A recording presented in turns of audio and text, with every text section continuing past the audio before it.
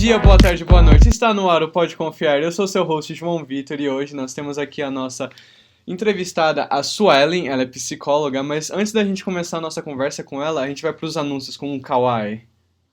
Bem, essa semana a gente teve uma semana bem leve. Terça-feira nós tivemos as nossas mutuais, os rapazes a gente foi jogar bola na estaca e as moças tiveram a mutual delas no cinema, onde elas assistiram Batman. Você assistiu Batman? Não, eu dormi.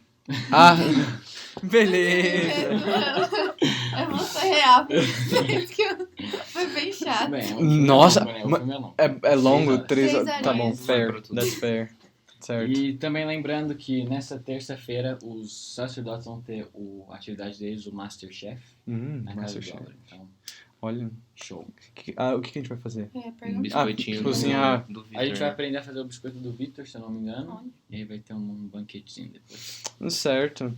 Então a gente pode começar agora a nossa conversa, a nossa entrevista.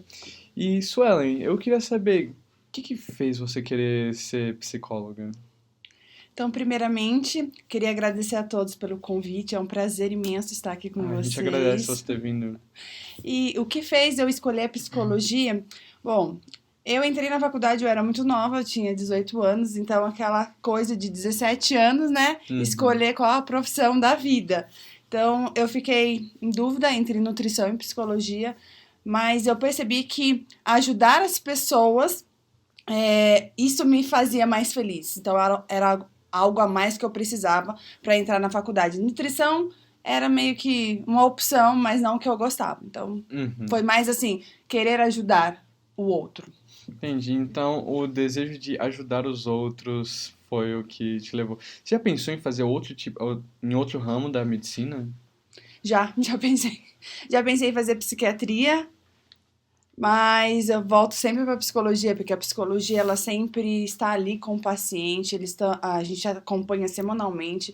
A psiquiatria é mais assim, medicação, não acompanha muito. Então, assim, eu sempre volto, sabe? Não é isso bem que eu quero realmente estar com o paciente e ver a transformação e evolução deles. Entendi. Eu vou fazer algumas perguntas que a gente tem aqui separado, e uma delas é... quais são... por que essas doenças emocionais são um assunto tão atual agora? Porque, antigamente a gente não via tanto como a gente ouve hoje em dia.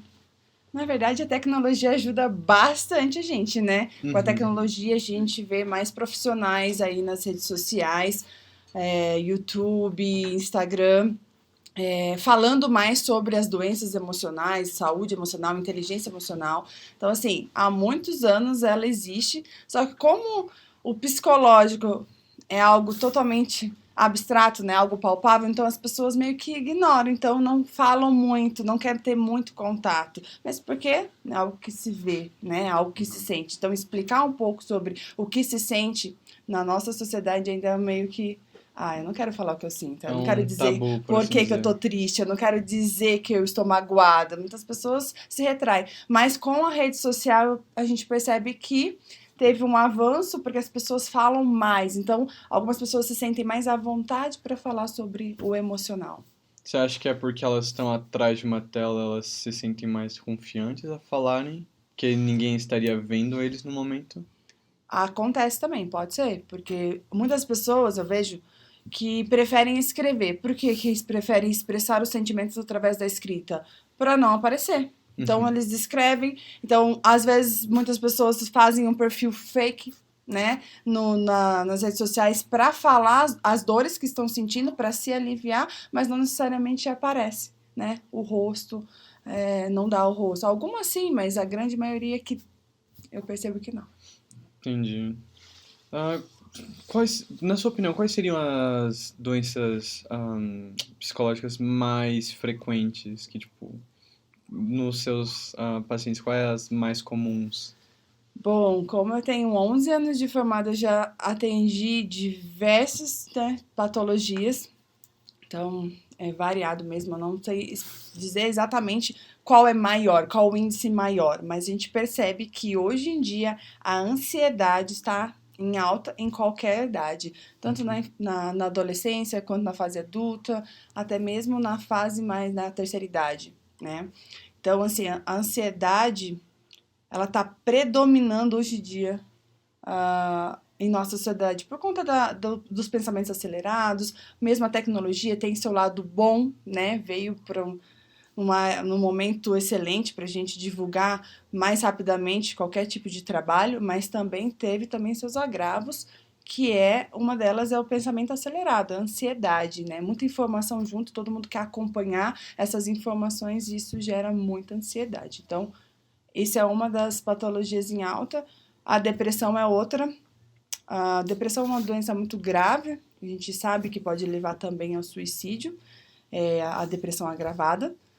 Mas às vezes a sociedade confunde um pouquinho o que é a depressão e o que é tristeza, né? Uhum. A tristeza faz parte da nossa evolução, nós precisamos passar por tristeza para que possamos nos desenvolver, amadurecer, né? Todos nós. Então, quando a gente perde um ente querido, quando a gente fica muito triste, né? É algo que dói, mas a tristeza, com o tempo, ela consegue amenizar e até passar. Então, isso é tristeza.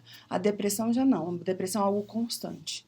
É uma dor, é um vazio que você, por mais que passe o tempo, por mais que você faça algumas atividades, esteja junto com pessoas, mesmo assim você sente algo vazio. Tipo, é como se fosse um vazio. Tipo, nada preenche aquilo. Então, depressão é muito mais profundo e agravado do que uma simples tristeza. Então, a gente só precisa prestar um pouquinho de atenção para distinguir o que é tristeza e o que é uma depressão. Uhum. Porque também a gente não pode banalizar a tristeza como uma depressão.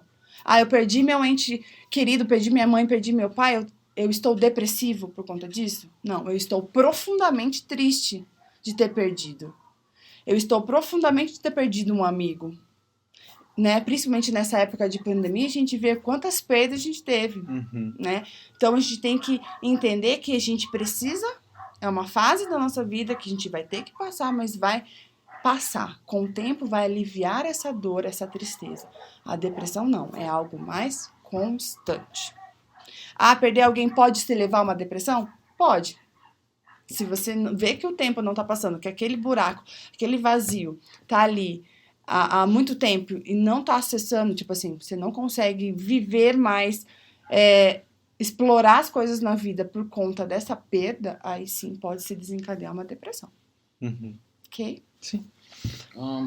Tipo, como que a gente pode identificar as doenças, tipo, se fosse da tristeza, da depressão, mas, tipo, ansiedade, tipo, quando que a gente sabe que é o momento adequado de pegar ajuda, tipo, de ir pra uma psicóloga e tal? De buscar ajuda. Uhum. Esse é um ponto bastante importante, né? Ressaltar, porque muitas vezes as pessoas falam, eu consigo passar por isso sozinho, então vai protelando. Então, muitas vezes, o que a pessoa faz? Ela protela, não preciso de ajuda, eu consigo sozinha, eu vou passar por essa tristeza sozinha, eu tô passando por ansiedade, mas vai passar. E com o passar do tempo, a ansiedade aumenta, a depressão aumenta, e o que as pessoas fazem normalmente? Vão atrás de médico para tomar a medicação. Não que o remédio não seja importante em determinada fase da doença, tá? Se for algo muito agravado, se já passou muito tempo, sim, é necessário o remédio para sair da crise. Mas eu percebo que muitas pessoas vêm até mim e falam, não, eu já procurei o tratamento, já tomei remédio, tomo remédio há 3 anos, mas não resolve. Mas a questão não é o remédio. Eu costumo dizer que a medicação, ela só ameniza. É como se... Eu sempre trago pro físico, porque como o psicológico é difícil de entender, então normalmente eu dou um exemplo. Como se a depressão fosse um tumor, fosse um câncer. A gente toma, as pessoas quando tá com tumor, ela toma a morfina, ela toma um remédio para acabar com a dor? Com o tumor, Uhum. ou só para acabar com a dor? A morfina, na verdade, ela acaba com a dor e não com o tumor. O tumor precisa de um outro tratamento, como a quimioterapia, né? Uhum. E outros diversos remédios. Então, o remédio para dor só vai diminuir a dor e não vai tratar o problema. Da mesma forma é o psicológico. Remédio, ele ameniza a dor para você reagir. Então, às vezes você precisa de um medicamento para você reagir ao problema, mas você precisa tratar através de terapia, tá? Através da sua rede de apoio também, que é muito importante no tratamento psicológico. Então, assim, remédio às vezes é importante, terapia é super importante e a rede de apoio. Uhum. E, tipo, num período da vida, qual você acha que seria o mais perigoso, assim, pra uma pessoa que tá com um caso de depressão severa? Qual a fase da vida Qual é a fase mais difícil? mais severa? Isso. Na verdade, acho que todas as fases da vida têm índices, né? Então, assim, a gente percebe que hoje muitos adolescentes, principalmente em países de primeiro mundo, têm um índice maior de depressão ou mesmo um índice maior de suicídio. Como eu disse, depressão leva ao suicídio muitas vezes se não tratado, tá? Se não procurar acompanhamento. Então, a gente percebe que na adolescência tem esse índice muito grande, principalmente em países de primeiro mundo. E como que é, tipo, uma criança com depressão? Tipo, como que você caracterizaria um estereótipo de uma criança com depressão? Uma criança depressiva, ela é mais calada, ela é mais fechada, ela não interage. Sabe aquela criança mais quieta, que brinca calada, que fica mais caladinha, não interage com outras crianças, ela não se envolve. E isso é muito difícil acontecer numa criança, né? Normalmente as crianças elas são muito fáceis de fazer amizade, elas interagem com muita facilidade no ambiente, assim, onde tem várias crianças. Então, quando você percebe que a criança tá ali meio isolada, uma vez ou outra, ok, às vezes a criança quer ficar brincando com o brinquedinho ali, mas todas as vezes isso chama atenção. Por que todas as vezes a criança tá ali no cantinho brincando com aquele brinquedo, aí vai uma criança ali e ela sempre se afasta. Ela não quer interagir. Então, isso já é um alerta para você, opa, por que aquela criança não tá interagindo? Por que ela não tá dividindo o brinquedo? Por que elas não estão brincando de pega-pega? Então, é algo que, acende um alerta. Como seria uma criança com ansiedade? Um estereótipo assim também. Como eu disse, com o avançar da tecnologia, tá vindo as pessoas, as crianças estão mais ansiosas porque elas querem tudo para ontem, né? Tipo, elas não querem esperar. Então, acho que isso gera muita ansiedade.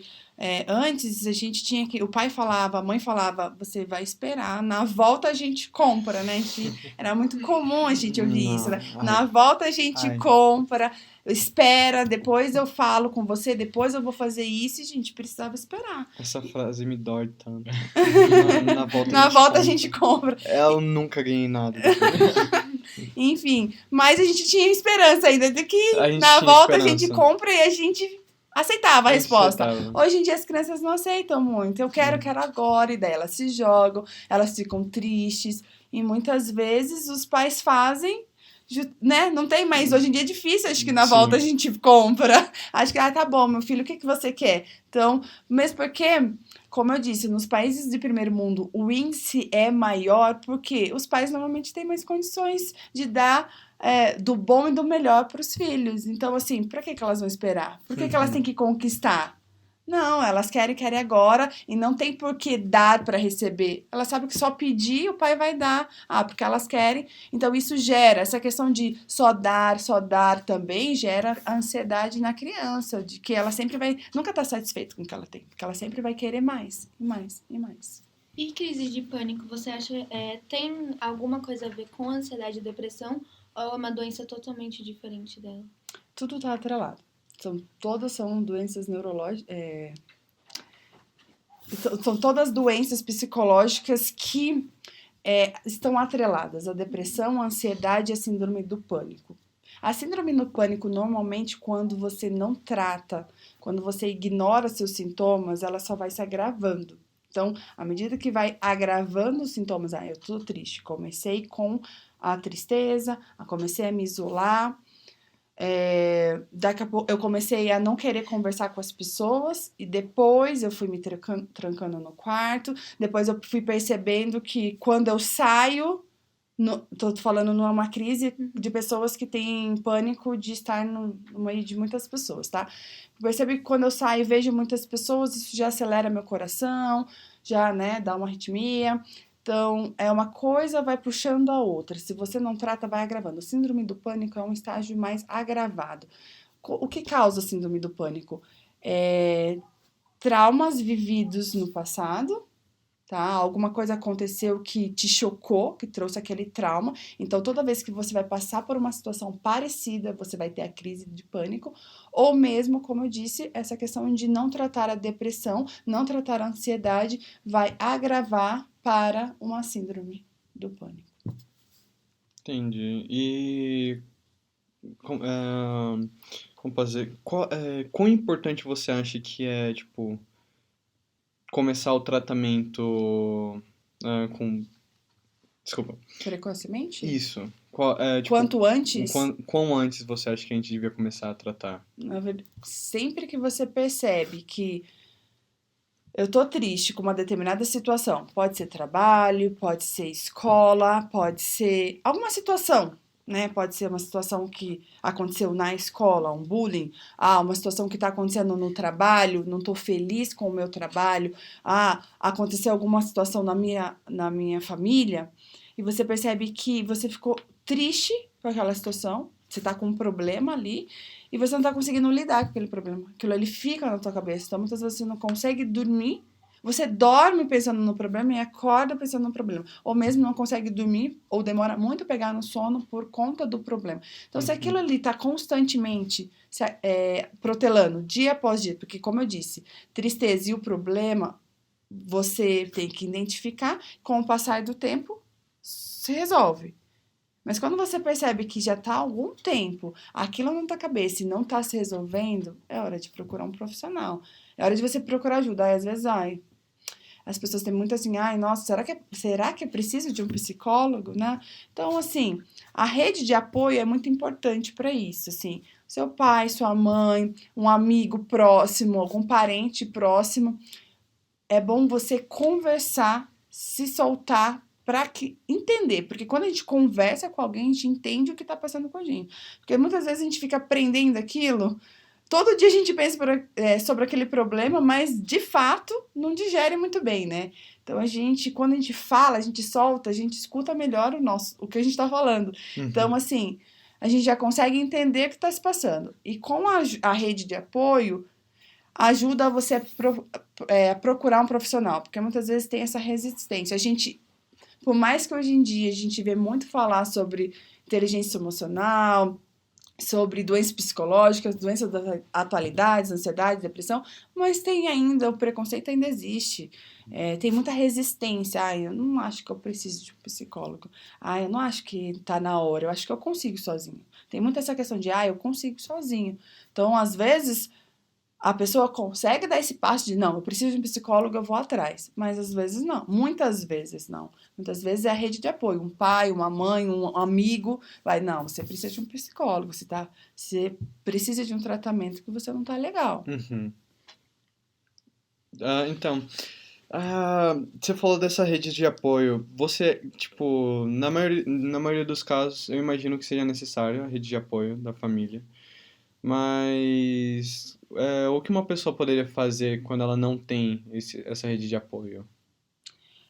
Não ter rede de apoio, no caso, você diz do parente mais próximo?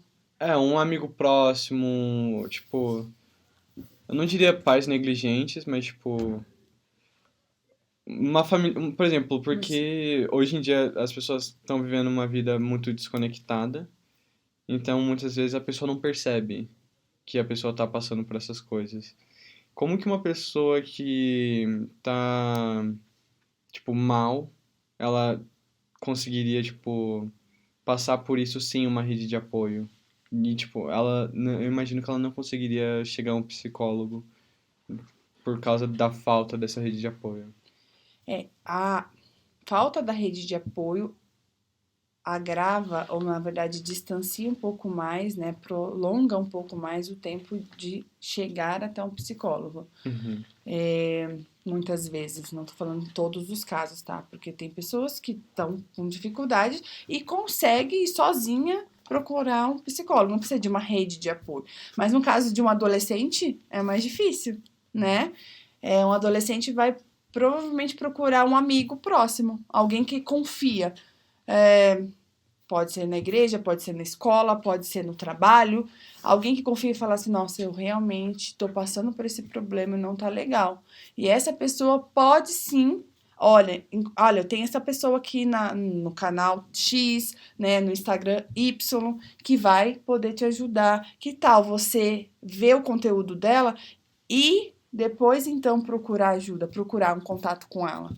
Então, normalmente pode ser, porque hoje em dia tá mais essa questão acessível, mas a pessoa muitas vezes não vai direto. Eu preciso contactar e, quero falar, preciso de um atendimento. Não, normalmente ela vai entender, procurar na internet o que é uma depressão, né, quais os sintomas, é assim, né, joga ali no Google, procura alguém para seguir nas redes sociais e daí, então, porque não deixa de ser uma rede de apoio também a rede social, né? Então, você entendendo melhor da importância, você vai ver que, eu tô com isso e aquilo, ok. Com esses sintomas, eu acho que já tá na hora de eu procurar um profissional. Entendi. Então, tem várias formas. Eu tenho uma amiga que teve uma vez que a gente tava na casa de amigos familiares, né? E era uma festa e acabou que eu percebi que ela tava, né, começando a se isolar, ficar mais no mundinho dela, coisa que, tipo, não era muito comum dela. E ela nunca se abria comigo. E aí eu percebi que ela tava entrando em crise de pânico porque ela subiu correndo pro quarto. Acabou se trancando lá, mas eu consegui fazer com que ela abrisse a porta e deixasse entrar. E através de vídeos de YouTube, tipo TikTok, que eu também acabei vendo um vídeo, deram dicas do que fazer quando ela...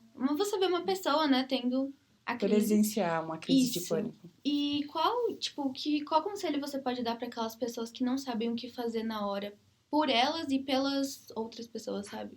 Tipo, ela percebe que ela tá tendo a crise, mas ela fala, tá, como eu faço pra sair dessa? Ou você é o amigo e vê, nossa, tá, como eu posso fazer pra ajudar? Qual dica você pode dar? Normalmente, a pessoa que tá tendo, principalmente quando tá no meio de muitas pessoas, está tendo a crise de pânico, ela sempre vai tentar se acalmar para que ninguém perceba que ela tá tendo crise de pânico. Mas nesse tentar se acalmar, aí que ela se apavora. Aí que dá mais... A crise ela não consegue controlar, porque a crise de pânico é incontrolável. Naquele momento, não tem como controlar. Então, quando você...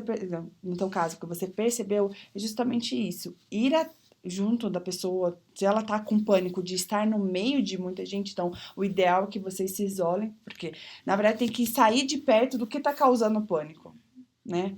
Então, se o pânico é de estar no meio das pessoas, então tem que se afastar das pessoas e conversar. E ela tem que ver no apoio, né, no caso, alguém confiável. Então, você, no início, ela vai chorar, no início vai se desesperar, ela não vai querer falar, mas você vai acalmando, você pode trazer assuntos aleatórios, perguntar, não... Quanto mais perguntar do que está acontecendo, o que está acontecendo, o que você está sentindo, é pior. Então, você pode falar sobre assuntos aleatórios da vida, o que gosta de fazer, o que fez naquela semana, o que ela gosta de comer, sabe? Perguntas bem básicas para que ela saia daquele contexto. Porque se você fala, você tá passando mal? O que tá acontecendo? Isso vai gerar mais pânico ainda. Então, assim, realmente relaxar. Tipo assim, traga, assim, um ambiente neutro. Como eu posso ajudar? Eu vou começar a conversar com ela sobre o que ela mais gosta. Porque se você é um amigo que tá sempre próximo, vai saber quais são os gostos. Então, às vezes é um livro, às vezes é um filme, às vezes é o que aconteceu na semana. Você pode trazer aquele contexto para daí ela ir desacelerando. E daí, quando a pessoa se acalmar, ela vai trazer. Olha, acabei de ter uma crise de pânico, eu tava me sentindo mal por conta disso, disso e aquilo. Então, assim, nunca perguntar. O que tá acontecendo? Por que você tá passando mal? Não, isso só vai agravar. Beleza, a gente vai fazer uma parada aqui rapidão e a gente já volta em alguns minutinhos. Beleza, estamos aqui de volta com a continuação da nossa conversa e eu estava muito ansioso pra gente voltar com essa parte. Agora, falando de ansiedade, Eu sou uma pessoa um pouco meio desconcentrada e eu tenho TDAH. E, tipo, eu não sei se isso é desde criança. Como que é lidar com, tipo, com os clientes que têm TDAH? Qual seria o conselho para um cliente com TDAH? Bom, primeiro você foi diagnosticado com Fui. TDAH, de Uhum. fato. Porque hoje em dia também está muito banalizada a questão do TDAH. Então, se você não tem interesse por algo, por exemplo, você não gosta tanto de matemática quanto você gosta de português. Então, você logo não se interessa pelas aulas de matemática. Logo, o que acontece? Você desliga. Uhum. Você não quer fazer. Então, por você desligar e não querer fazer, você não tem atenção naquilo, você não foca naquilo. Então, muitas vezes é falta de interesse, não TDAH. TDAH é realmente quando você tem uma dislexia.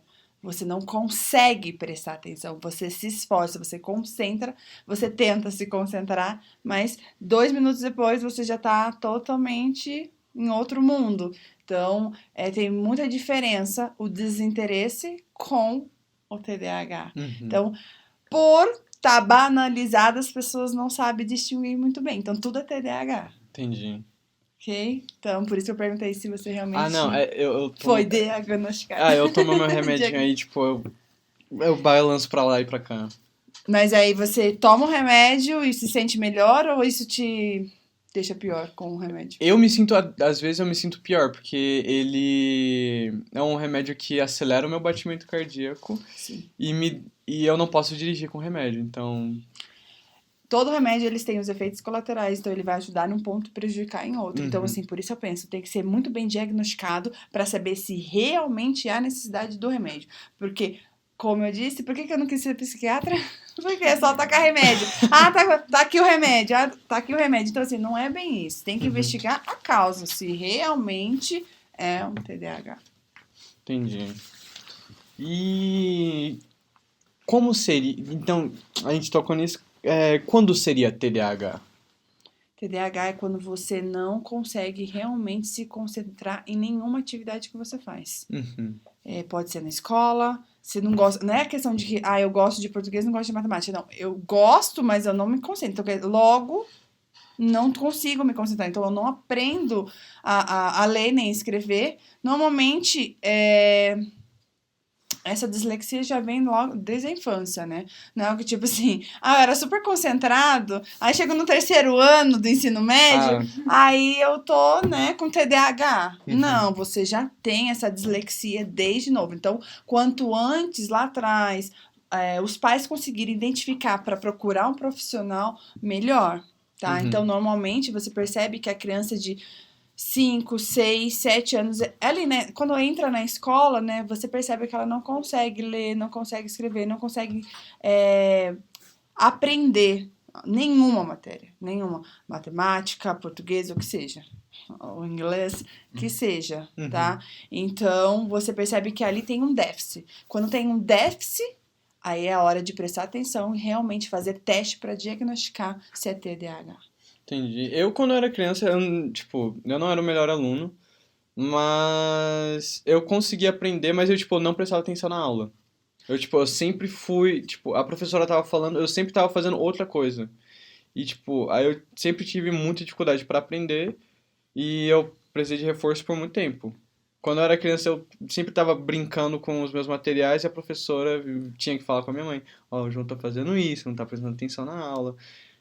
Tem alguma coisa que dá pra fazer? Não sei, blá blá blá. Aí, com o tempo foi melhorando, aí foi piorando, aí começou a piorar de novo, aí melhora. Aí, eu tô nisso. Aí, hoje em dia, eu sinto que eu tô um pouco pior, eu acho.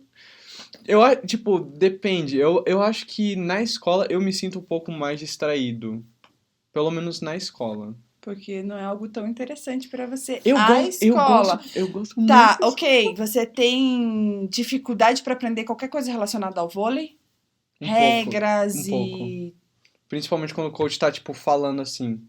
Porque Falando regras. Aham. Falando passo, como tem que se posicionar. Às vezes você se perde porque, eu deveria ter feito isso, e o coach disse aquilo, e eu não lembro o que ele disse, eu não tava concentrado. Ok? Pode ser um déficit, sim. Porque quando você gosta muito de uma coisa e mesmo assim você não se concentra, pode ser um déficit. Tipo, direto assim, eu me pego no treino, o treinador tá falando, faz isso, isso, aquilo. Eu tô olhando pro outro lado, eu vejo a bola rolando assim. Já distraiu. Não, Já eu passou. vejo a bola rolando e já tô distraído, eu vou pegar a bola.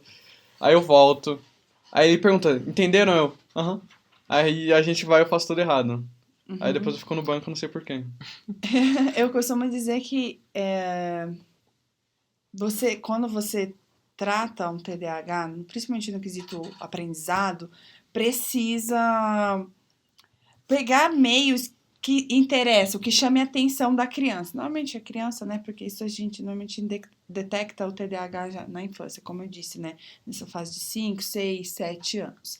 Então, normalmente, você precisa saber quais são os interesses e trabalhar em cima daqueles interesses. Porque se você vier com um ensino tradicional, provavelmente a criança não vai, só vai passando, não vai aprender. Então você acha que aquilo que eles chamam aqui é o hands-on seria a melhor, tipo, entrada pra manter a criança entretida? Sim, na verdade você precisa. Por isso você tem que diagnosticar, fazer teste para ver se realmente é TDAH e depois você trabalhar com a criança no que funciona. Porque o que funciona para a Sueli não funciona para o João. Entendeu? Então cada pessoa vai funcionar porque são interesses diferentes. Então o ensino tem que ser totalmente diferente. E assim vai se caminhando para que ela possa aprender. Sim, o TDAH ele aprende de diferentes maneiras. Entendi. E também, eu, tipo, eu tava fazendo aula de psicologia. Não psicologia, mas de saúde na escola. E aí, tipo, eu prestei atenção em uma parte e a professora tava falando sobre as doenças de ansiedade, né? Porque a ansiedade, ela abre para outros tipos de doenças, tipo TDAH, TDA. E ela falou sobre o toque. E eu queria entender um pouco mais sobre o toque. Como Porque, funciona, como como funciona. patologia, Aham. quais são os sintomas ou por que a pessoa faz? É porque, tipo, tipo, me falaram que, assim, toque é, tipo, quando a pessoa tem aquele tique, que é É algo comportamento que, compulsivo, que, tipo, incontrolável. aham. Ela Eu, não por exemplo, eu consegue. tenho, eu tenho um tique que eu não gosto de pisar na linha. Não gosto de pisar na linha. Eu, eu gosto de fazer as coisas tudo no ímpar. Se tem, tipo, se dá pra fazer uma ordem, eu faço tudo no ímpar. É só, tipo, aí todo mundo fala, é frescura. Tá, mas isso você gosta de fazer tudo no ímpar, mas quando tem que fazer o oposto, você consegue? Eu me sinto muito incomodado e eu prefiro não fazer. Eu peço para outras pessoas fazerem. Ok, então assim, cu- passa por um transtorno obsessivo compulsivo quando você não tem controle sobre aquilo. Uhum. Tá? Então, toque é algo incontrolável. Então, você faz movimentos ou faz coisas que você não consegue controlar. Então, por mais que você queira, você não consegue. Você Uhum. não chega até lá. Você entendeu? Tipo, igual lavar mão, é muito comum, né? Antigamente, acho que tinha até algum programa na televisão que passava a questão da pessoa ter que lavar a mão todo o tempo, toda hora, porque ela não conseguia ficar nem um pouco assim, poucos minutos sem ter que lavar. Então, tipo, são comportamentos bizarros normalmente. Não são comportamentos comuns. O toque normalmente são comportamentos que você repete e são bizarros, coisas que você fala, nossa, por que a pessoa tá fazendo aquilo? E ela não consegue, ela não tem controle para parar. Toque tem tratamento? Tem. Então, você entra pro tratamento, faz terapia, você consegue controlar e fazer diferente. Eu acho que eu tive uma vez só, não é tão comum.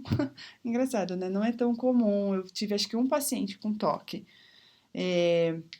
Talvez porque, não sei, com o passar do tempo as pessoas disfarçam muito, não quer ter muito.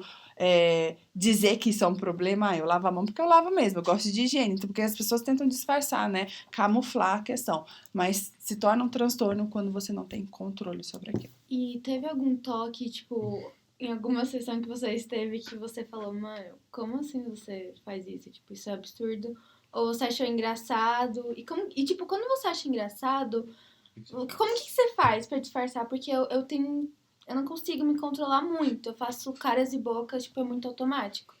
Como que você faz com isso? Durante a terapia, como É. se sai de cena, né? Sim. Então, a psicologia são 5 anos, né? A gente estudando, e são 5 anos sendo treinada de que você não pode estar ali. Você está em corpo presente, mas não enquanto mente, sabe? Então você tem que abster-se dos seus preconceitos, dos seus pensamentos, dos seus sentimentos. Então a gente começa a treinar. No início, nos estágios, é bem difícil, porque você ainda mistura tudo, né? Sim. Mas com os anos, vai passando os anos, você já consegue levar para terapia. O profissional vai para o setting terapêutico e ele tá ali sendo uma pessoa totalmente empática. Ele vai se colocar no lugar do outro, ele vai ouvir e vai tentar pensar e agir como o outro pensa. Por mais que você tenha um pensamento na sua vida pessoal totalmente oposto. Sim. Acontece muito, assim. Porque eu já fiz terapia. Eu amo terapia, pra falar a verdade. E tem umas histórias que eu mesma conto que aconteceram, ou coisas que eu penso, que eu fico rindo. E aí eu fico olhando pra ele e, tipo, e ele fica super sério. Você não vai rir? Como assim? Tipo, é que tem graça. E ele fica, eu posso? Eu pode rir. Porque foi engraçado, só que, tipo, ele se segura.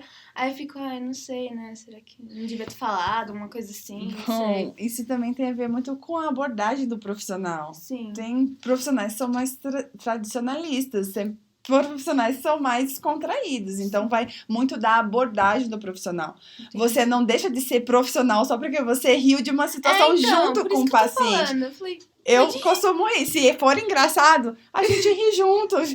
Eu só não choro junto. Chorar eu não choro, porque daí já falo, opa, peraí, é a sua dor, pessoal, então pode chorar e tá tudo bem, tá ok. Mas e às vezes a gente descontrai, a gente brinca e a gente chega, porque assim, eu acho que é uma forma também de vincular com o paciente. Então, esse é o meu jeito. Então, pra mim não tem problema. Mas eu sei que tem colegas mais tradicionais que sim, são, não posso isso, então eles se fecham. E pacientes, você atende mais o quê? Tipo, adolescentes, adultos, crianças? Eu atendo, na maioria, mais adultos e alguns casais. E também. você tem preferência, assim? Qual que é mais engraçado, mais legal? Ou você gosta?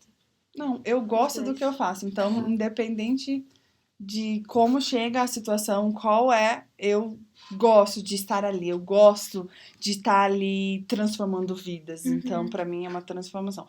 Então, como hoje já atendo mais no quesito no setting online, então fica mais difícil eu atender crianças e adolescentes. Por isso eu tenho essa preferência do adulto e do casal. Mas eu gosto muito de qualquer demanda, assim. Podendo ajudar é o que eu gosto. Você tava falando das suas sessões e tal, tipo, teve alguma coisa muito, tipo, absurda ou bizarra que aconteceu assim, tipo, que você até hoje você fica pensando assim? Quando a gente é psicóloga, a gente escuta de tudo um pouco, né? A gente escuta, às vezes a gente pensa, nossa, realmente eu tô ouvindo isso mesmo? Mas eu não me lembro, assim, de algo engraçado. O que mais me marcou nas sessões de terapia são os pacientes mais graves, como os psicóticos. Eles têm umas atitudes bizarras que você fala, é sério que isso acontece? Tipo, por exemplo, tinha um paciente que ele comia pedra.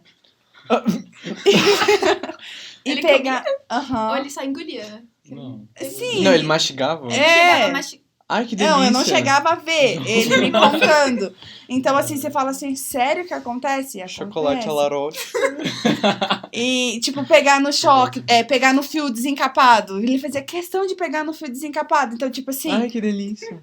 São coisas que você fala assim, acontece, mas aí Não, são tá pacientes que têm transtornos. Então, você fala assim, dele é muito comum na vida. Então, assim, coisas bizarras eu já ouvi muito nesse sentido. Não são tão engraçado, realmente é tenso, é preocupante lidar com esses pacientes mais psicóticos. Mas você conseguiu ajudar esse cara da pedra? Ou... Sim, quando são pacientes psicóticos, a gente tem que estar constantemente com a medicação. Então, controla com a medicação para não ter crise, tá? Não surtar. Então, dependendo de como tá o tratamento medicamentoso e a terapia, consegue manter um nível equilibrado. Se não tomar remédio, porque chega uma fase que a pessoa fala, não quero, não preciso mais, eu tô bem. Aí nessa, desencadeia uma crise. Então, tudo é fase como que está a pessoa. Se ela entende que ela precisa de tratamento para a vida inteira, vai ficar linear, né? No caso, vai conseguir fazer o tratamento e vai só fazer a manutenção. Agora, se a pessoa oscila, a hora toma remédio, a hora não toma, eu preciso, não preciso, eu tô bem, não quero tomar, que acontece muito nos pacientes psicóticos, eu não preciso tomar remédio. Muitas vezes, estão me drogando, eu não quero, está fazendo mal para mim. Então, tem muitas crises com o paciente psicótico. Então, é difícil tratar. Tá? É diferente, desculpa, é diferente de uma ansiedade, de uma depressão, Sim. que sim. Você estava falando que você gosta de tratar com os casais, né? E já aconteceu alguma situação esquisita com algum casal assim?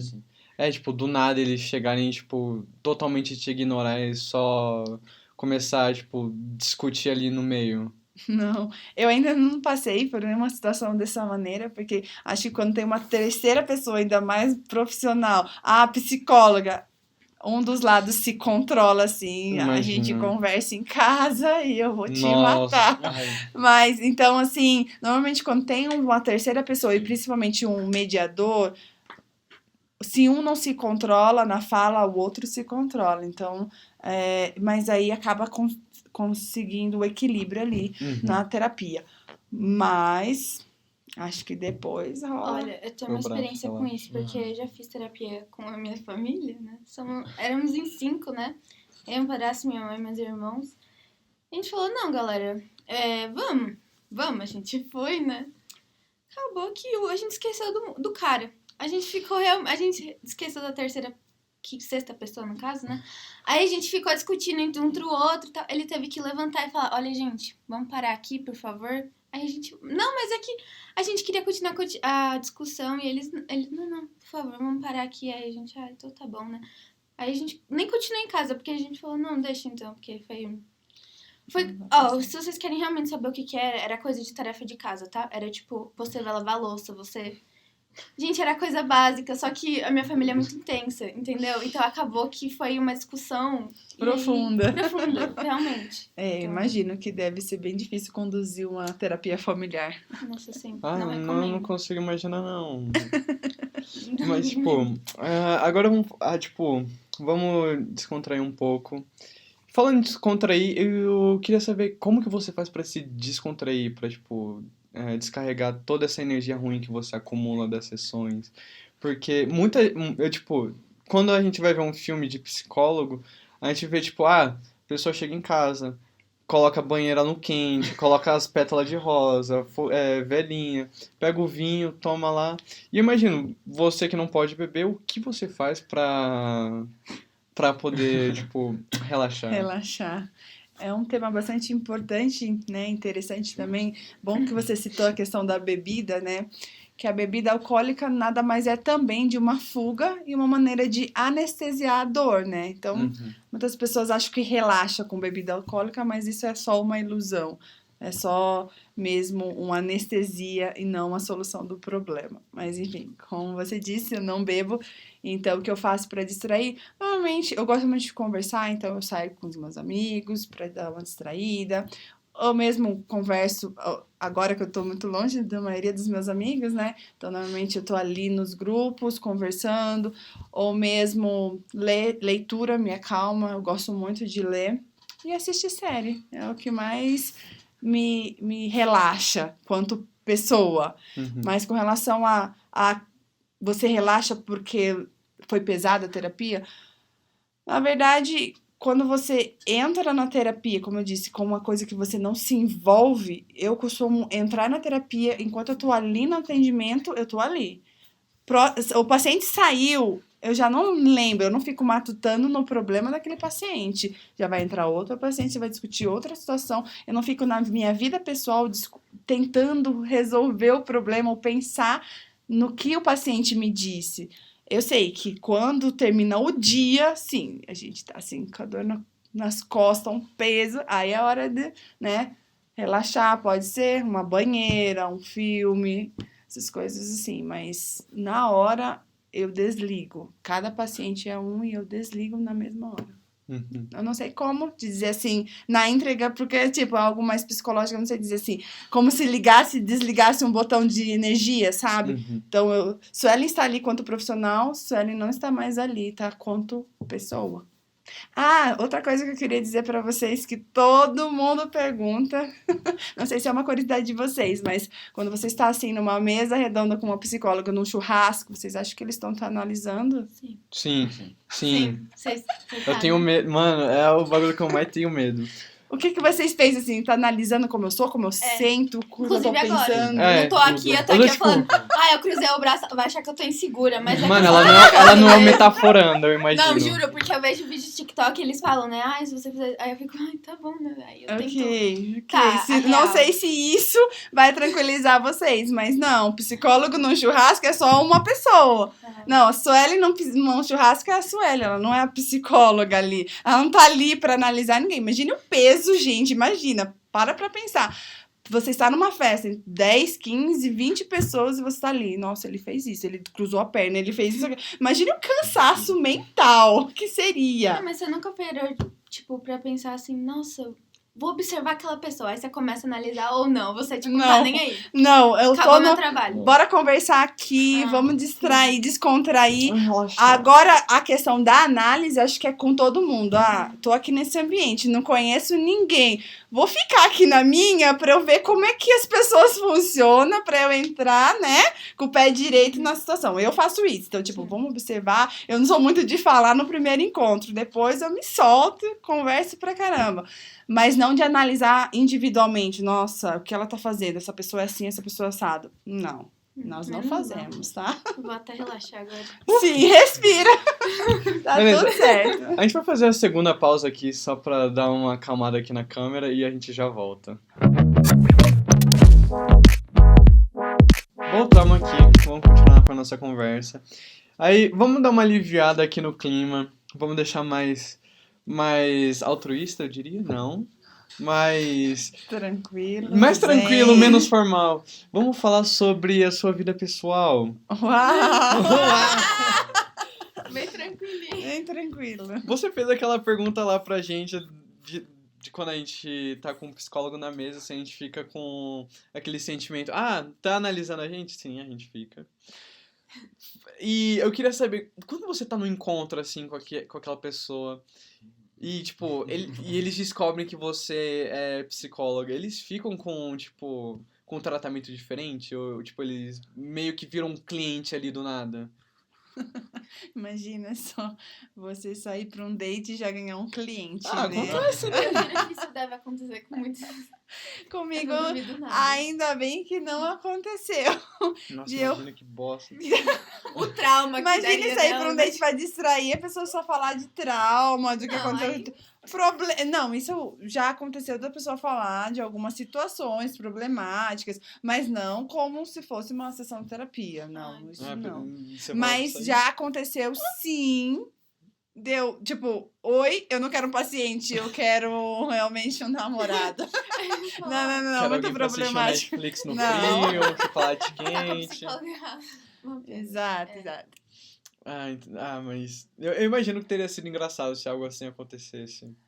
Talvez não. Não, pra mim não. Não, esse é muito constrangedor. Não ia ser Não, engraçado, ia ser pagar. tenso, eu ia falar. Vocês deram uma observada aqui no desenho? Nossa. Muito bom. Nossa, Apareceu ficou muito lindo, legal. gostei. Não, Personagem da mas Disney. olha o olho verde, mano. Olha Nossa, meus olhos. Olha, Nossa, real. tá lindo. Nossa, aí, ó, quem quiser acompanhar os desenhos do nosso amigo Samuel, qual que é a sua Eu vou pegar aqui, Aqui, ó. eu vou pegar aqui pra falar certo, pra não por fazer... favor. Aqui, ó, Samuel, Nosso futuro artista Pega aqui da o Pixar. de desenho dele. o desenho. Vixe, aí você me complicou. Aqui, ó. Peraí. É Sam Castro, underline, art. Olha. Aí, ó, galera. Art não é sem o E, tá? Arte Só só desenho de ART. qualidade. Desenho de É. qualidade. É Sam Castro, ART. Ele Underline vende uns ART. desenhos lá também, pra quem quiser. É, ó. Fiquei Ó. sabendo que vai ter NFT daqui a pouco. Ixi, Coffee. Olha, spoilers aí. Spoilers. Bom, falando de rede social e tal, gostaria de saber, Suelen, como que você aborda todos os tópicos que a gente falou aqui nas redes sociais, e, tipo, como que é as suas sessões, né? Porque acho que a gente tá numa época muito digital, assim, então, como que você aborda? Então, atualmente com a tecnologia, né, com as redes sociais, tudo ficou um pouco mais fácil para algumas profissões. E com o boom da pandemia, na psicologia não foi diferente. Então, muitos psicólogos migraram do presencial do consultório, aquele setting terapêutico mais tradicional, para os atendimentos online. E eu também migrei. Hoje em dia eu faço atendimentos online, então a gente tem um público maior a alcançar, né, de qualquer lugar do mundo, né? Então, eu atendo pessoas de vários países também. E também posto diariamente conteúdos no meu Instagram, que é o @suerenlopespsicóloga. Merchan. Então eu falo sobre mais com mulheres, né? Que muitas mulheres são muito dependentes emocionalmente. Então hoje eu tô trabalhando mais voltada para as mulheres que são dependentes emocionais, para ter mais autoestima, se valorizar, como ter amor próprio. Então eu abordo bastante isso nas minhas redes sociais, nos meus stories, né? Diariamente eu tô fazendo stories e diariamente também eu tô postando conteúdos e vídeos. Futuramente também estou aí com o meu YouTube, igual vocês. Olha. Aí sim. Aí sim. Também. Mano, eu tinha uma pergunta. Lembrei. Tipo, qual seria um conselho pra uma pessoa que tá com uma autoestima baixa? O que ela pode fazer pra, tipo, Se encontrar. se encontrar e, falar, eu sou o cara? Acho que quem tá com uma autoestima baixa precisa se conhecer. Eu acho que autoconhecimento vai levantar a sua autoestima. Não é... Às vezes a pessoa pensa, autoestima é... Tô bem vestido, né? Tô maquiada, tô com cabelo feito, isso eleva a autoestima. Pode ser um ponto, mas na real, o que te eleva a sua autoestima é você por dentro. O que você gosta de fazer? O que você...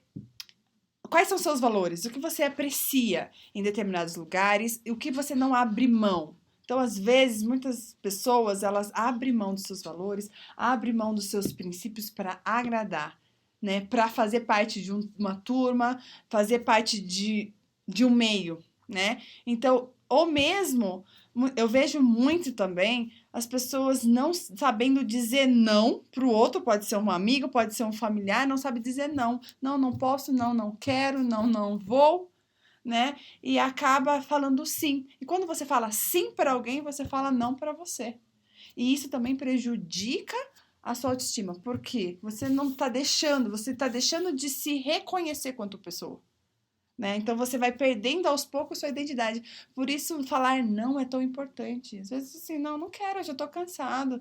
Não quero ir para essa festa, eu não quero estar ali naquele almoço de domingo da família. E tudo bem, porque esse é um valor para você. Você tem que se conhecer para saber o que você gosta, o que você está disposto, o que você não está disposto. E isso vai te ajudar e muito na sua autoestima. Entendi. Eu tenho uma última pergunta. De todas essas doenças que a gente falou, todas elas têm cura? Como que funciona? Ou a gente tem que aprender a lidar com elas? Tem doenças, sim, que tem cura, como a depressão, a ansiedade, síndrome do pânico, sim, são tratamentos que podem ter tanta eficácia que você não vai chegar um tempo que você não vai mais conviver com ela, você vai conseguir lidar para que você fala assim, nossa, nem lembro quando eu tinha depressão. Não, aliás, tem relapso na memória de quando era, mas eu me sinto totalmente curada, totalmente bem. Então, nesses casos, sim. Então, essas doenças comuns, né, mais comuns na sociedade, como ansiedade e depressão, sim, tem totalmente possibilidade de cura. A não ser as psicoses, como eu disse, que é uma doença mais difíceis, então são doenças bem graves. Não que a depressão não seja uma doença grave, mas é tratável. Então tem doenças que tem que fazer a manutenção o tempo inteiro, e tem doenças que, sim, é curável, mas precisa de um tratamento. Então, quando a depressão se agrava tanto que a pessoa vê que se acha que não tem a cura, é porque não está procurando tratamento adequado. Se procurar e manter um tratamento adequado, sim, a grande possibilidade de cura. E também a questão da depressão, a questão da doença psicológica tem muito a ver com a pessoa. De querer fazer, de querer se cuidar, de querer estar bem. Tem pessoas que não querem. Uhum. É engraçado É, isso, mas isso. tem pessoas que não, que preferem ser vitimista. Por quê? Se eu me fizer de vítima, se eu estiver ruim, logo as pessoas vão me ver. Logo, eu vou ser vista. Então, tem pessoas que não querem ser cuidadas. Então, já não é o profissional que é ruim. Porque fez o tratamento e não deu certo. É porque, às vezes, é questão de escolha também. Uhum. Mas, se você estiver disposto, sim, a fazer um tratamento adequado, há total possibilidade de cura numa depressão, numa ansiedade, num síndrome do pânico. Antes da gente finalizar, eu tenho 2 frases aqui. Uma delas, tipo, foi um amigo que me falou quando eu tava, tipo, num momento bem zoado. E a segunda foi quando eu tava estudando budismo. Que a gente tava numa aula de civilização e religião na escola. E essa frase é: a dor é inevitável, porém o sofrimento é opcional.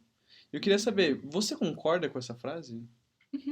É como eu estava falando da tristeza no início, né? Uhum. Que nós passamos por tristezas na nossa vida e a tristeza faz parte da evolução.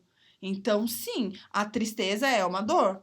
Você vai ser sempre feliz na vida? Não. Vai ter momentos que você vai passar por tristeza, vai ter uma perda, vai, sei lá, perder um emprego, e isso são dores que você passa. Mas, assim, ficar remoendo aquela dor, eu nunca vou conseguir superar. Isso daí você mesmo já tá escolhendo como tá lidando com a dor. E sim, aí já vem o sofrimento. Eu quero viver num sofrimento por conta daquela dor, ou eu prefiro olhar para a dor e saber e buscar uma solução, pensar positivo para que amenize aquela dor e com o tempo consiga lidar para passar aquela tristeza. Então, para mim, concordo 100% com essa fala. E eu tenho não é uma frase, é tipo mais tipo um poema. Foi um estudo que fizeram. E o meu amigo, ele me mostrou esse estudo. Foi o seguinte, tipo, eu tava muito chateado, tava meio deprimido. Eu tava numa situação que eu não tinha visão de futuro. E ele me mostrou esse vídeo de que um estudo, acho que foi de Oxford ou de Harvard, não sei. Não vou falar qual foi pra evitar falar problema. O que aconteceu foi, os cientistas, eles colocaram 5 ratos assim na água pra ver quanto tempo eles aguentavam lá. Eles ficaram 15 minutos até começarem a afogar. Eles afogaram e os médicos tiraram eles antes deles morrerem. E eles deram 5 minutos de descanso pros ratos. E colocaram eles de volta na água. Quanto tempo você acha que eles ficaram depois disso? Muito tempo. Eles ficaram 23 horas na água. Agora, o porquê disso? Porque eles tinham esperança que assim que eles começassem a afogar, alguém ia salvar eles. Uhum. Porque quando você imagina, o rato ficou 15 minutos na água e começou a afogar, e ficou com 5 minutos de descanso, você imagina, 2 minutinhos ali tá caindo. Mas eles colocaram o corpo ao extremo para poder sobreviver. E, tipo, quando eu ouvi isso, eu pensei, tem esperança, tipo, não precisa se preocupar porque no fim do túnel tem a luz. Então, eu acho que com isso a gente pode finalizar a conversa de hoje. Então, queria agradecer por todo mundo que está assistindo e, mais uma vez, agradecer a Suelen por estar aqui com a gente. E foi muito boa a conversa, muito obrigado mesmo. Eu que agradeço o convite de vocês, eu adorei estar aqui com vocês, esclarecendo algumas dúvidas, e é uma honra muito grande estar aqui essa noite. Certo, você quer se divulgar aí de novo aí, fazer mais um merchan? Então, quem quiser, né, saber mais sobre o meu conteúdo, eu posto diariamente no @Suelen Lopes Psicóloga no Instagram. E antes... desculpa. Make sure, vai lá seguir. Dá um Também apoio. siga o nosso querido fotógrafo que cuida da nossa iluminação, o Joseph. Joseph, a gente te ama. Eu espero que você saiba disso. Eu vou pegar o seu arroba aqui pra não errar. Aqui. É Joseph _ fotografias. Segue ele lá no Instagram. E, por favor, sigam a gente no Instagram. É o podcast, é o Pode Confiar 17. E agora a gente tem o canal no YouTube. Olha. A gente E tem já o canal no postamos um YouTube. vídeo. A gente já está com o Ó. podcast do Thiago Vidigal lá. Deu like. É. Tem que dar o like. Ó, like, compartilha e faz o... Se inscreva. O nosso. Se inscreva, faz o like, compartilha e Nossa, comenta. Tem que comentar. Aí o nome do canal, eu vou pegar aqui só pra não errar. Cadê? Aqui, a gente tá aqui. É o. Amor, pra não falar errado, relaxa. É o Pode Confiar Podcast. Pode Confiar hífen Podcast. Entra lá e segue a gente. Valeu, falou, boa noite, galera. Tchau, tchau.